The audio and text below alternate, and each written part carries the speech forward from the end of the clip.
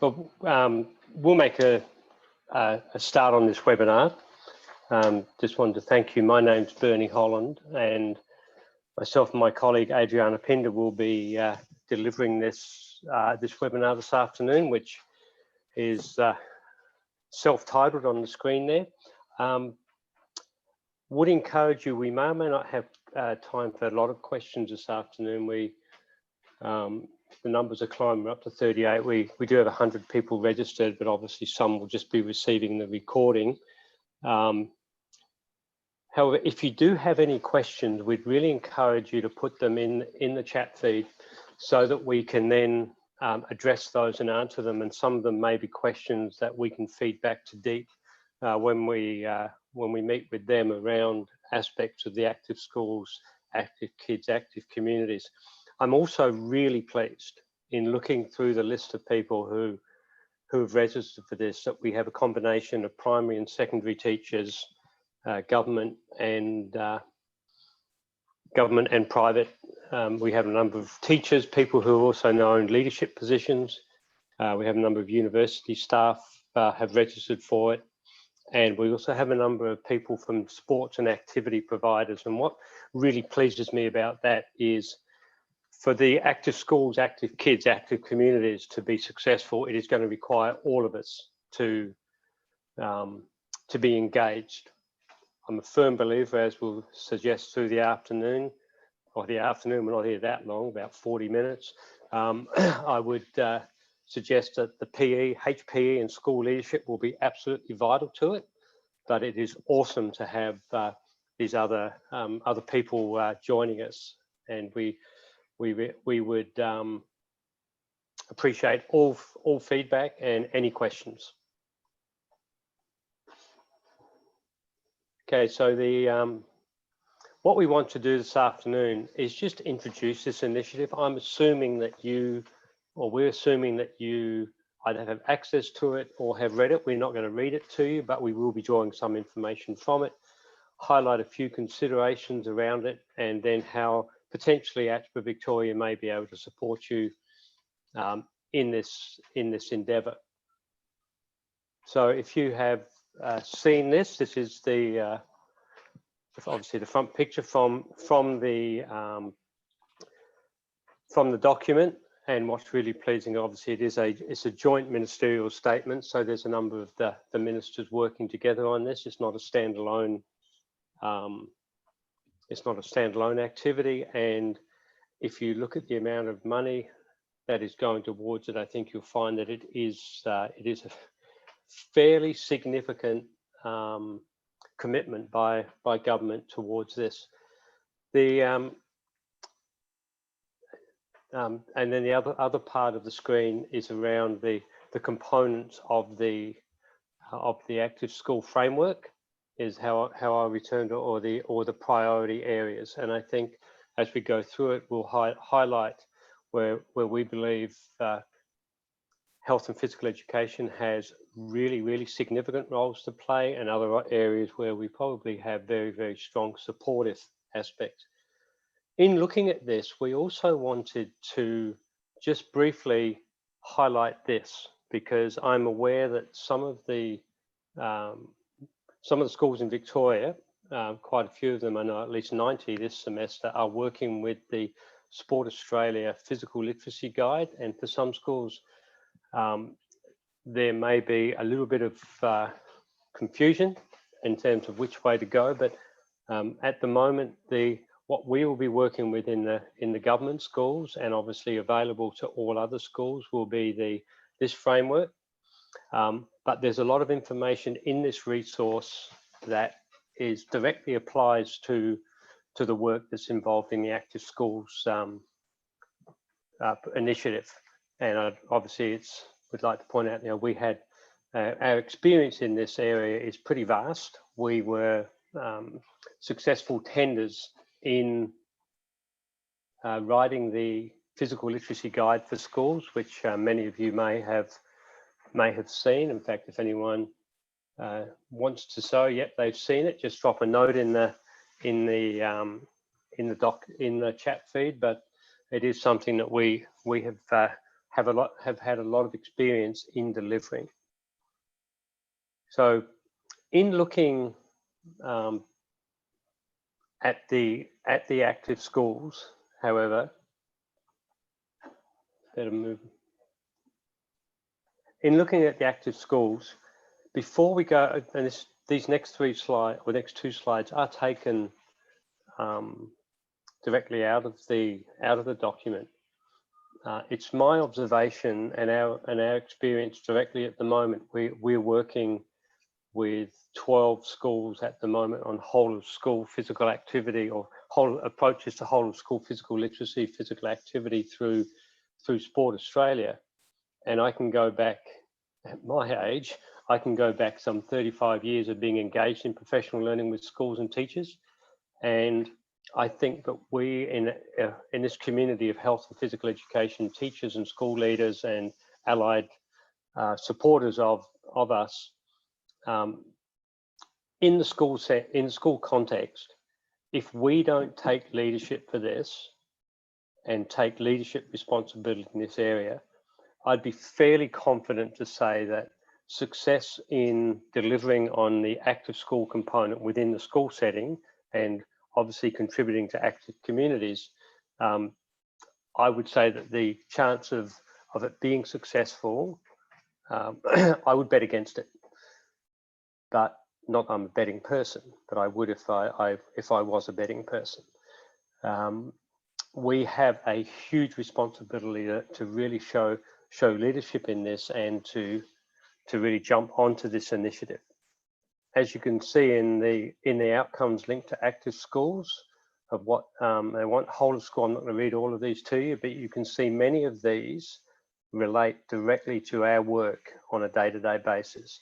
Improving student health learning, quality PE, being engaged in school programs, and then the other areas engage other people, sometimes directly involving us, and engaging and working with other people in that area. So I think you can see that we have a huge responsibility. This project is, or this initiative is directed towards high school as well. So I'm not sure your year 11 students would want to be taught, say, let's get ready, kids. But I think we know what we mean there, that we want to engage all of our young people. And those aspects there of developing movement skills to support lifelong participation, out of which can grow confidence, out of which can grow enjoying and value activity, that again is our bread and butter. And that's something which we obviously have a huge responsibility towards. The second part, and we'll touch on this a little bit later on of this slide, the active communities. That is where I think we may find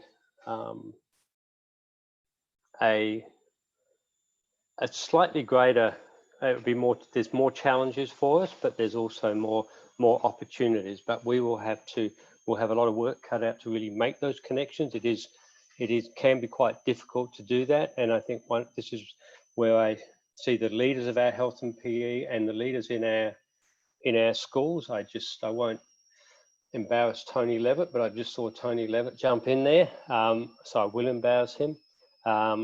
If time isn't made for teachers in schools to be able to create those active opportunities, I think some of our challenges to build them from a school out will be a little bit more challenging than otherwise. So again, like I said, if there are questions as we go, please put them in. Or if questions come up, we may not be able to address them at the moment, but we will certainly respond to them. The Active Schools initiative, if you look in the resource, is also going to involve a number of other areas, and some of the things here I know are being developed at the moment. I have to plead the fifth. Adriana and I talked about this. We are aware of a few things going on, but we, at this stage, because we don't know the details, we can't share any of what we do know, because we'd probably just be innuendo and facts, or innuendo and rumours, I mean. But I am aware that there will be a lot of resources to support you in your work. However, the reason why we put the picture in on the side of one of our other staff members, Trent Brown, is that behind all of the school initiative, and this is something I've been, I guess it's been my work for 35 plus years, is developing teachers, developing staff in schools, either through my work when I used to work in unis or in many schools. If we do not build staff capacity, and that staff capacity can be the PE teacher, the classroom teacher, school leadership, those other people who come in to work with your students in the school, again, I do not see that this will be as successful as we would like it to be. There's been other initiatives around at the moment, one of which many of you may be able to guess but I won't name it, where they've spent millions of dollars on providing equipment. And I believe that more of that should have been spent on staff capacity, because that is what will lead to our sustainable change. So when you're looking at things within your school, as some of these initiatives unpack, if there is, well, it says active school grants, so there will obviously be some grants at some stage. So I can say that. How much of that can you do? I do not know how it's going to be spent, but I would hope that there'd be the capacity for you to build your staff capacity. As I joked with a teacher last week, well, I thought it was a joke anyway. I said there's probably some people who, through one of the other fundings, have bought 20 basketballs, and depending on their capacity, they may have 10 years worth of basketballs because they only use 2 each year, where other teachers would use 20 in the 1 year. And so it is really important that we focus on building our staff capacity. Okay, there are 6. Thanks, Tony. I love your work too. It's great meeting you the other year. There's 6 priorities within the framework. While there will be variations between different schools and different contexts, it's my observation, and I think this would be true of the 12 schools we're working in at the moment, that the way that the priorities have been identified, I believe, as health and PE teachers, the quality of the HPE, the quality of school sport, the active recreation is something that we can have direct influence on. Those of you who are working in schools and trying to encourage your teachers to build in greater activity, I think may share that maybe you have weak, maybe you have direct, but I would say we have a strong capacity to deliver on that. We, Adriana and myself and our other colleague Trent, we've been delivering webinars to schools at the moment around building capacity of teachers and working with the PE teachers in those spaces. And there are a lot of teachers who are taking that on board, but it's not as direct as what we can do in our own classrooms. And I believe the other areas, the active travel and the supportive school environment, are areas that we have to be supportive of, but that's where we will obviously be engaging a lot of external providers, other teachers and other resources in the community. And without wanting to sound too, I guess I'll be pragmatic. If your school asks you to deliver all 6 by yourself, I'd say I need some help. But so in those last 2, I believe we can play a very strong supportive role and an engaging role, but they will be more of a team effort. Not saying the others aren't team efforts, but that's how we sort of interpreted this. I'm not one to normally pump any tires with mine. My tires are pretty flat anyway. But the reason I've included this slide is about, I think it's about 1.5 years ago to 2 years ago, we were contacted by Vic Health and we were asked to contribute to a paper, and this paper, the full paper, is available on the Vic Health website. And they were talking about how schools can boost physical activity levels for students, and we know that they can. We know that they can.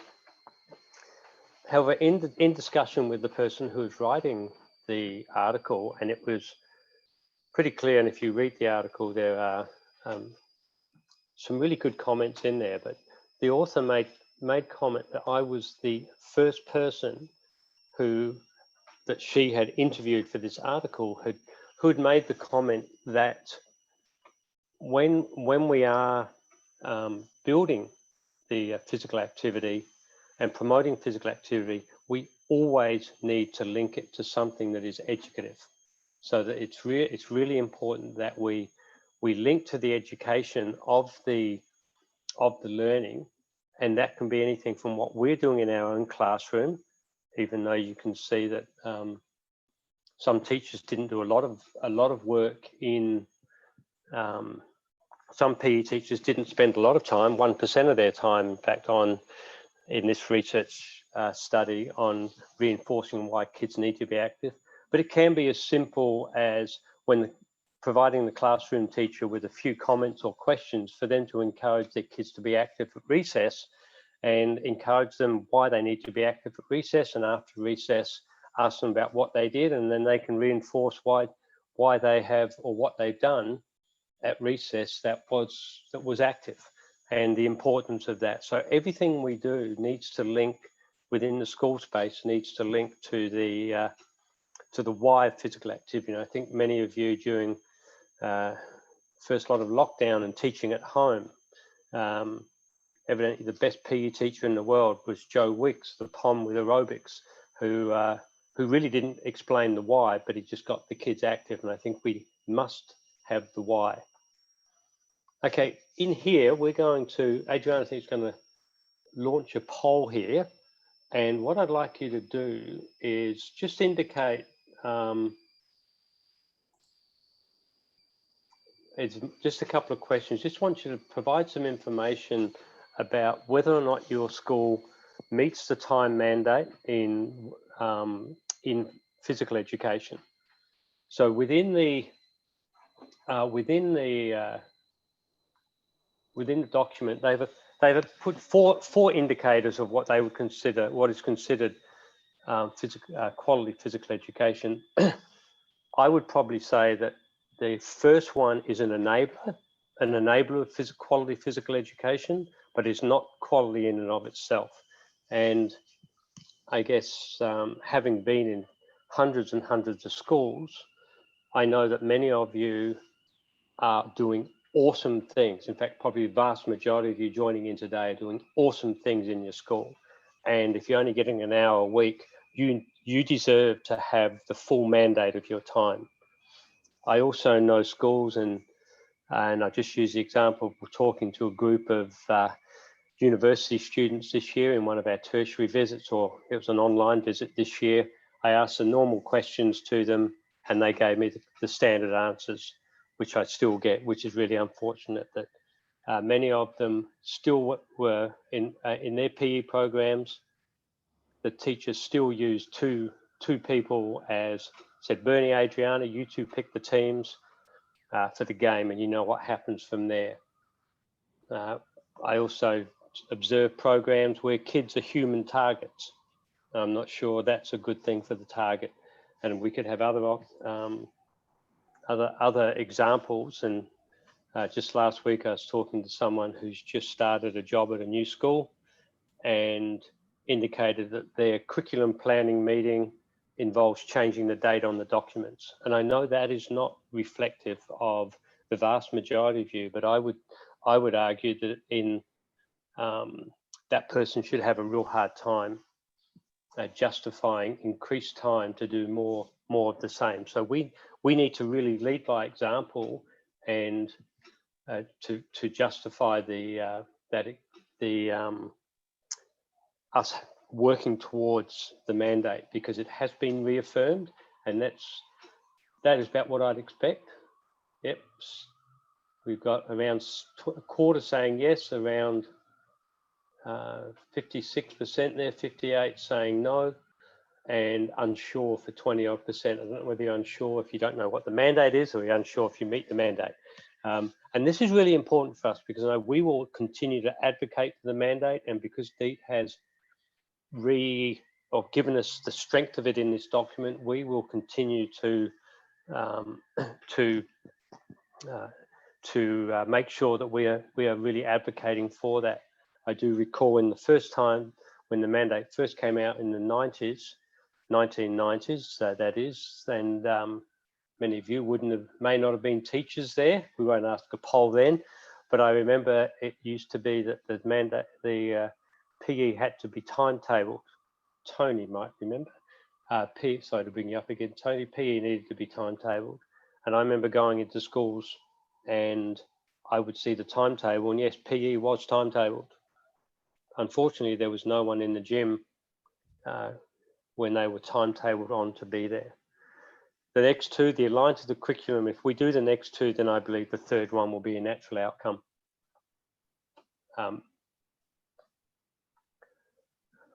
We all know that this is what we do, moving our body, understanding movement, learning through movement. I would suggest, if you haven't seen this self-assessment tool, again, I would suggest that you look at that and answer the question. There's 4 levels of it, 3 that pertain to the discipline area, and I would hope that after you go through that, it would be a great reflection for you to think about your curriculum and to think about, are there things at the scope and sequence level, the yearly level, month, semester or unit level that you might need to consider. But today's not about the content of PE, but this is just to reaffirm some of the areas that we look at. I'd also like to, to reinforce as I think this gives us an opportunity to look at some of the high impact teaching strategies, to see as we renew, if we look at renewing things that we're doing, that we focus in on some of those in our work.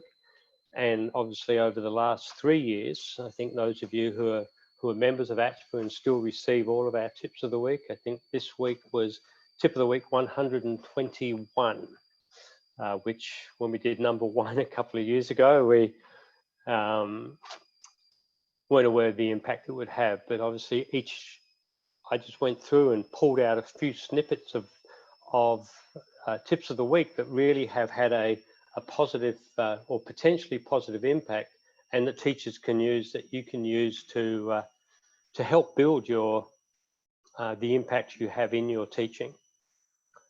The data below, that was taken, Kirsten Smith did an awesome job of presenting on curriculum planning at our recent online conference. And this was of primary school teachers, and indicating, so if you just look at the first question, that half of them did not have a scope and sequence, and 2/3 did not have a whole of school philosophy. And I don't necessarily see that's their fault, because many primary school health and PE teachers only have 1 class in their undergraduate training, so they may not at this stage have the skill set to deliver on this. But I think what it does show is that we have a lot of room to work to improve our health and PE still, so that we can go back and deliver on that quality health and PE. And as I said, to go back to the negative part of what I said before, I also know teachers who are very well trained, who have a challenge articulating their philosophy or their scope and sequence, or adjusting their scope and sequence to meet the needs of their kids.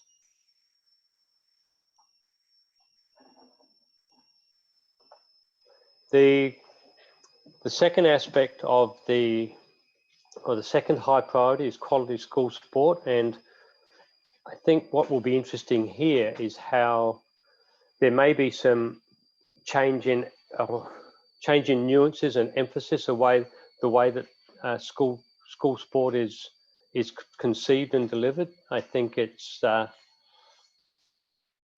to say that not every kid really wants to participate in sport, and I think when we look at the second there, or the two top ones of inclusive and accessible and participation over performance, it may we may be encouraged, or it may be an opportunity for us to think a little bit differently around how we present our options. I was just speaking with someone today, and I'm sure other school areas do this, with a teacher that is caught up with a teacher who teaches out at Roxburgh Park this afternoon, or early around midday, and he was saying, yeah, they're recognizing that a lot of their kids don't necessarily want to play the competitive sport, but they really want to be active, and that's consistent with the data we have. And so what they're doing is really looking at offering a wide range of sports on a consistent and well-planned basis, not just a leftover basis, for the kids who stay back at school from the school sport. I just wanted to highlight quickly a project that we were involved with School Sport Victoria, which again may well link into to some of the way we look forward. And this project, and one of our former staff members, Annie Kay, who's now gone back to teaching, led this and just did an absolutely awesome job. And what we were doing in this project, again, which was funded by Sport and Rec Victoria, was developing units of work linked to sports, so facilitating the teacher linking with clubs, and then facilitating clubs coming into the school.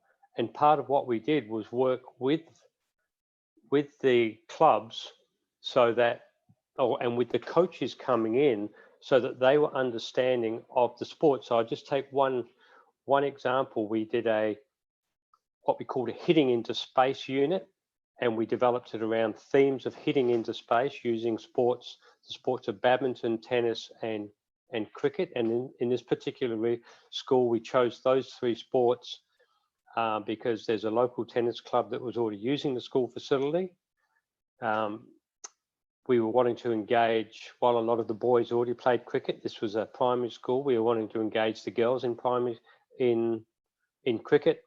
And badminton we chose badminton as a lower profile sport because there was a badminton club close by. And as a result of this, we then had the coaches come in, and what the coaches were doing were reinforcing similarities and differences between their sport. They weren't, as happened with some sports, they weren't just focusing on wanting to get the kids to play cricket because we've provided some education to them. They were talking about, yeah, in cricket, we hit away from people just like you do in tennis and in badminton. And so the outcomes were really positive. And one of the, just linking back to the badminton, because the badminton person came in, delivered using education speak or familiarity with the curriculum and what we were trying to do in the PE program, they ended up having 3 or 4 kids join that badminton club, which was just an awesome outcome because that's a team. So within that, what we found is, that students had, and we all won't go down the theme base, but the kids really did understand the joining of the sports. The teachers indicated that they were able to improve their capacity with the theme teaching and small-sided games, but probably for the linking to the community, some of the comments, the coaches there, I can read it, comments indicated an increased understanding of working in schools, benefits of a thematic approach to curriculum design. If we had another half an hour, which we don't, we could really break this down and highlight all the things to you. But what we have is a lot of learnings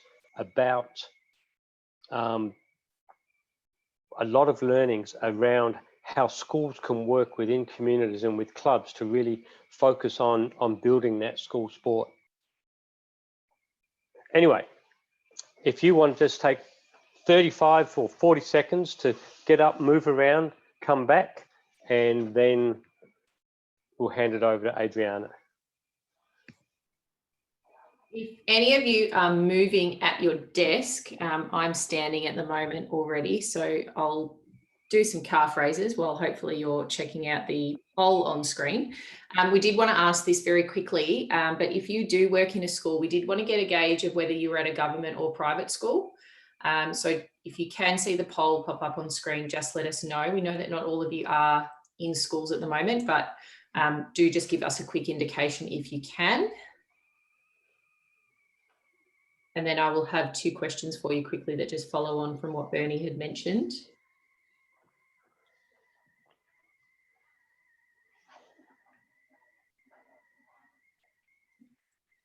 Okay.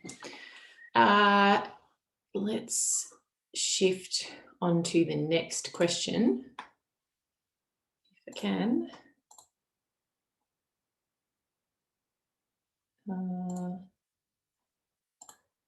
And next one. Okay, so for those of you who are in a government school, and primary or secondary is fine, do you have any direct links with at least one sporting club or recreational facility? Yes or no?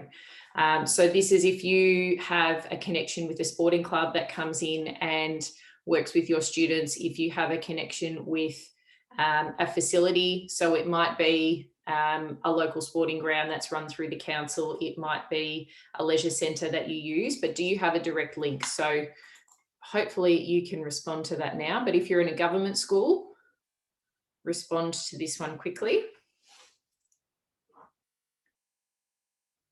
And if you're in a private school, think of the response, because I'm going to pop up a poll for you to respond to in a moment. We'll just get these ones in quickly.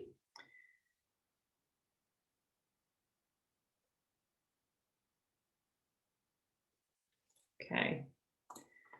And then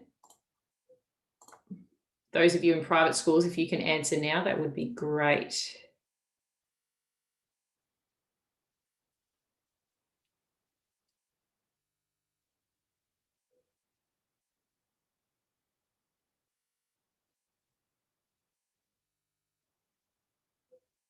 Okay, awesome. Thank you, everyone. I know there was a couple of you who couldn't see the polls. At least that does give us a good response. If you couldn't answer in the poll and you want to add a note in the chat feed just on your response, that would be great as well. Bernie, you're in charge of slideshows, so you're going to have to tick along and hopefully keep up with me. So we have just gone through the, or 2 of the components of the Active Schools initiative, the priority areas. I did want to touch base on the remaining 4.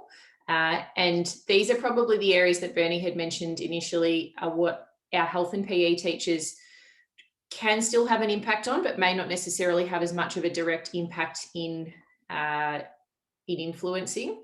But it is really important to know how you as a HPE teacher can direct these, just to make sure that we maximise the impact we have, and also to promote that that collaboration as well. So one thing that I'm really strong on when we're looking at active schools and trying to build an active school community is that we want it to be a whole school approach, and we really do want to see consistency across all the different areas. So our teachers, classroom teachers, HPE teachers, any of our specialists, our leadership, our families are all on the same page working towards the same goal. And this is really going to help make a sustainable change, and one that changes the culture. So regardless of whether teachers are coming in or out, we still have that theme throughout the school that this is what we do. Okay, so when looking at active classrooms, there are a couple of key areas that you would want to consider. Active breaks is certainly something that we've talked about before. So making sure that students are moving frequently. We know the research in there shows that students moving more at regular intervals throughout the day will certainly help them be better prepared to learn. Therefore, they're going to have better learning outcomes. So it is something that we want to try and encourage.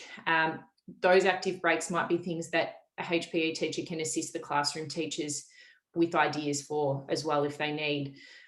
Something as simple as, and I can just reach and grab it without disappearing, but these little activity dice from Kmart are fantastic and something that a classroom teacher could easily pick up without too much training. And same as the students. I know a lot of students who can run these quite easily.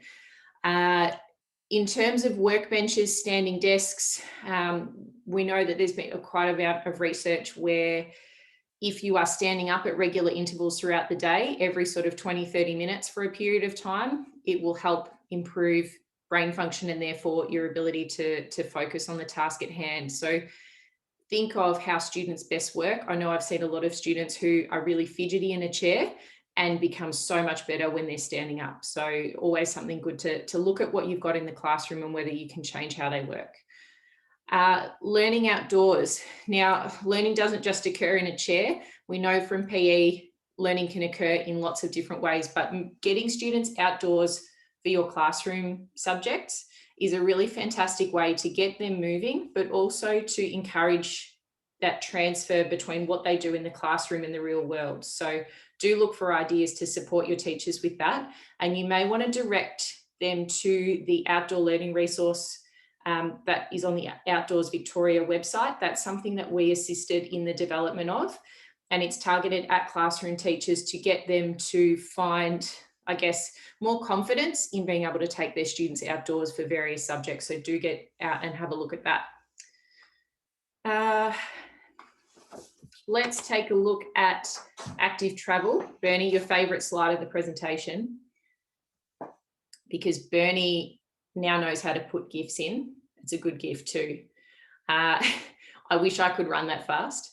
Now, active travel is certainly another whole school initiative, and it's something that the PE teachers will have a greater ability to support students in developing the skills required for active travel and help with some of the reasons for why active travel is important. But it is quite a beneficial thing to have your teachers, leadership, and also the parents really strongly involved in this. If you are looking at a bike education program, for example, this can work really well as a co-curricular unit. So a cross-curricular unit, sorry. So the bike ed skills would be covered in PE. You're looking at, within the classroom, road safety as part of health education, looking at health benefits of active transport could be covered as part of literacy, and also looking at maps and setting out paths for you to get to school and home as part of your humanities or geography type studies. So they're things that can be really embedded in what happens in the school, but do think of what are the broader aspects, how we can all work together to deliver on this. Again, Vic Health, and there'd be a number of other groups who provide resources to support active travel, but it is something that as a PE teacher, you will be able to support the classroom teachers so that it can be, again, embedded and not just a once-off. Bernie's really not left me much time. Active recreation is, I'm going to say, the fifth area. When we look at active recreation, it's not PE and it's not sport. And there are plenty of other opportunities within the school setting where students can be active and pursue different recreational aspects. So do have a think about what happens in your school. What are the time points in the school day where active recreation can occur? So importantly, outdoor play and recreation will help build motor skills and physical strength. So this obviously complements what we do in PE. It's quite important that students build these motor skills and physical strength so they can go on and tackle all sorts of other active pursuits, whether it's in school or out of school. So developing that skill set is really important. Connecting classroom learning to field-based experience. So you may see here, and like we did with outdoor learning, there are certainly opportunities for the classroom learning to really be situated outdoors and to show those connections and how it works. Students will much more easily make those links when we put them together. Providing active recreation options. I know that Bernie just before mentioned the fact that a number of our students, particularly in secondary, we're seeing not a transitioning from your traditional team sports into alternative sports, I'm going to call it, but You know, all sorts of different options exist for active recreation and for physical activity, and we can't just provide students with the one option. So what else could they do that's going to keep them motivated and engaged? When we look at free time and our recess and lunch breaks, think about structured versus unstructured. We quite commonly provide students with unstructured breaks, and that is okay, but you will find times where our students actually need a little bit more support. So we do know of examples where student leaders have provided structured activity during lunch and recess breaks for the younger students so that they have some options to learn new activities, to feel more confident in actually participating in different activities and with different groups in their break time. We do also know of schools where they've brought in initiatives to help improve fair play. So they found that their students actually couldn't participate in unstructured activities very well because they needed the support to develop their fair play skills. Once they got that up, then they could move into that unstructured nature much more easily. So have a think of your students. What is it that they need to be able to be active in their breaks so that they can continue doing that independently, but they may need some support.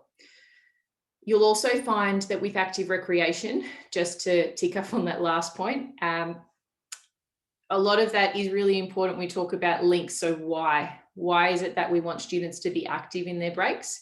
A lot of the students may not get that if they're just being told, go out and play and we want you to move, not just sit down.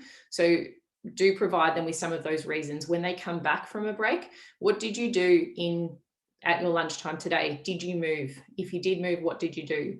So get them to also think about why or how the activity has changed their mood, their energy levels coming back in the classroom. How do they feel? Are they ready to learn? So a lot of those prompting questions linked back to recreation is quite important.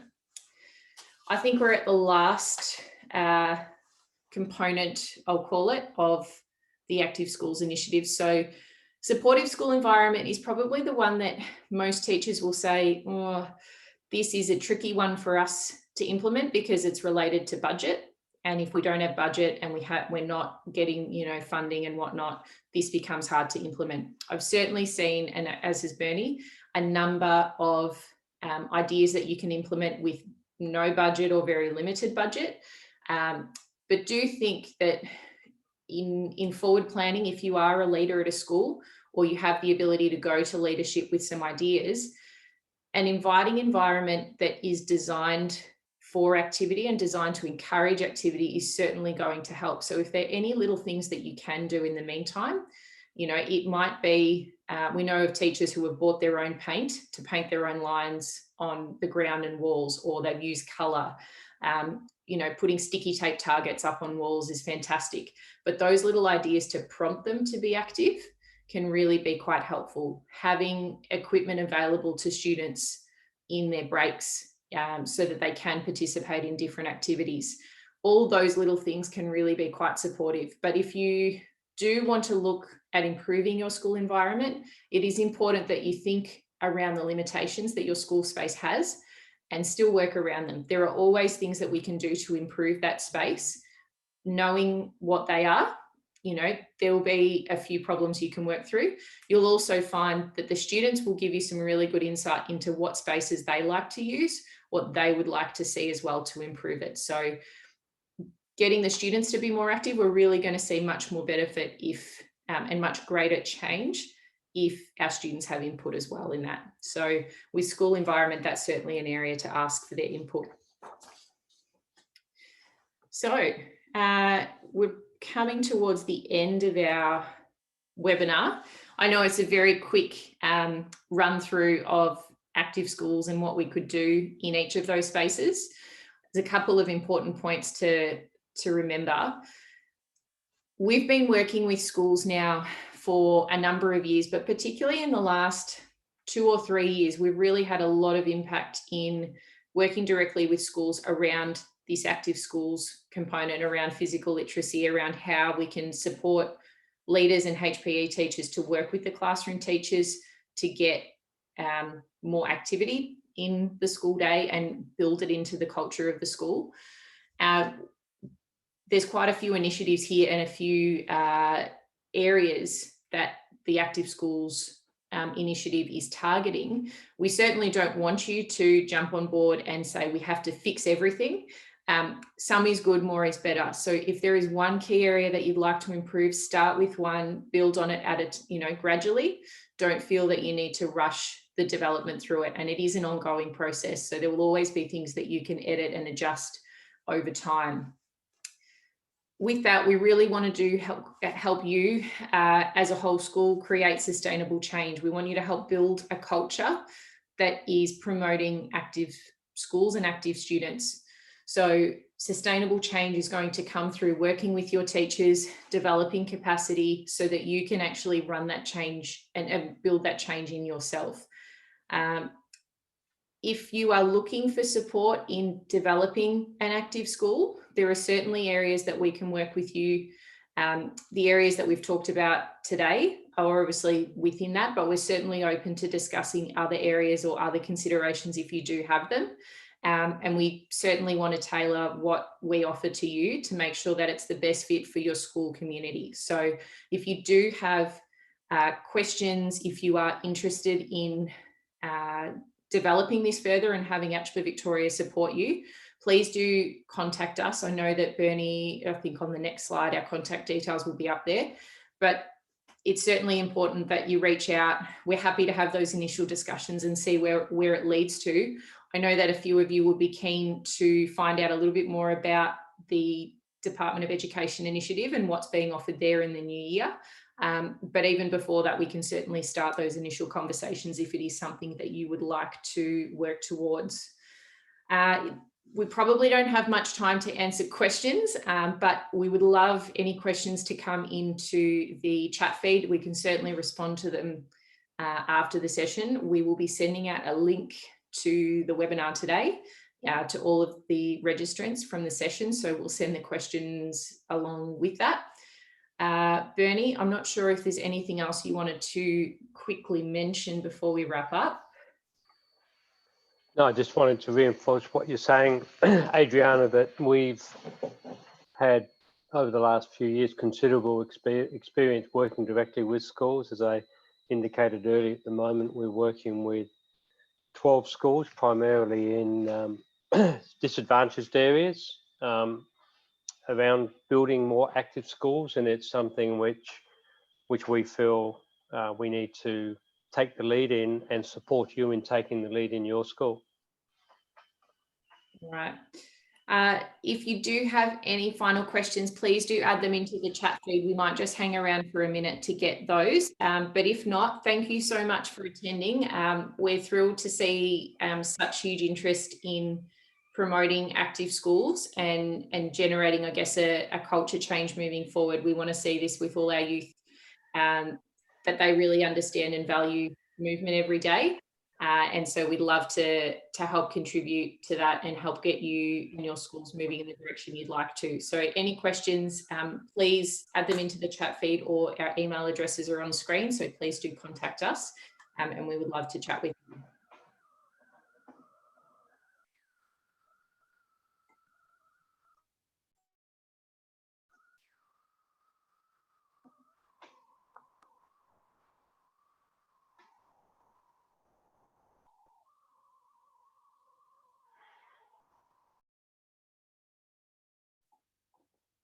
Can't see any questions at the moment, but lots of familiar names on there. So thank you everybody for jumping in and for your feedback as well.